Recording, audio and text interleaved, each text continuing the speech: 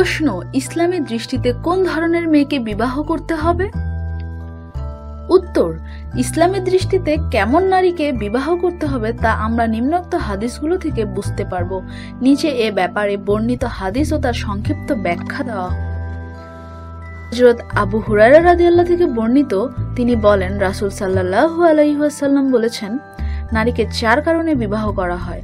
1, তার সম্পদের কারণে, 2, তার বংশমর্যাদার কারণে, 3, তার সৌন্দর্যের কারণে এবং 4, তার ধর্মের কারণে। সুতরাং তুমি ধার্মিক নারী লাভ করে কামিয়াব হও, তোমাদের হস্তদ্বয় ধ্বংস হোক, অর্থাৎ তুমি ধ্বংস হও। বুখারী শরীফ, মুসলিম শরীফ, মিশকাত শরীফ।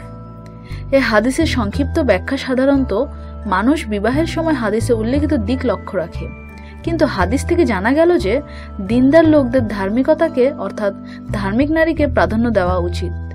তোমার হস্তদ্বয় ধ্বংস হোক কথাটি মূলত বদদোয়া হলেও এখানে বদদোয়া করা উদ্দেশ্য নয়, বরং ধার্মিক নারীর প্রতি অধিক আগ্রহান্বিত করাই মূল উদ্দেশ্য। হযরত আব্দুল্লাহ বিন আমর রাদিয়াল্লাহু থেকে বর্ণিত, তিনি বলেন, রাসূলুল্লাহ সাল্লাল্লাহু আলাইহি ওয়াসাল্লাম বলেছেন, গোটা দুনিয়ায় হলো সম্পদ, আর দুনিয়ার শ্রেষ্ঠ সম্পদ হলো নেককার স্ত্রী। কারণ নেক স্ত্রী আখিরাতের ব্যাপারে সাহায্যকারী হয়, তাই বিবাহের সময় দেখতে হবে নেককার কিনা।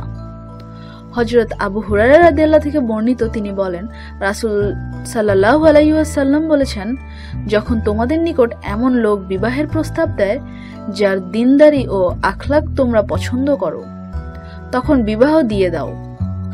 যদি তা না করো তবে দেশে ফিতনা ও ব্যাপক ফাসাদ দেখা দিবে।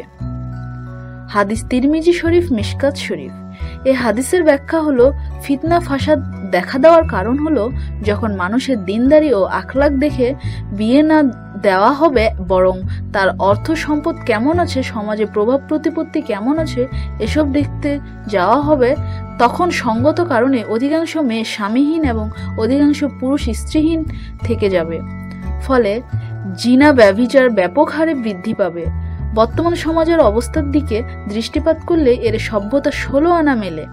ছোট বড় কিশোরী যুবতী, বালিকা নাবালিকা, বিধবা সধবা, এমনকি অবুঝ কচি শিশুরাও পর্যন্ত আজ যত্রতত্র ধর্ষণের শিকার হচ্ছে। বর্তমানে ধর্ষণ একটি দৈনিক স্বাভাবিক নিয়মে পরিণত হয়েছে। নাউজুবিল্লাহ।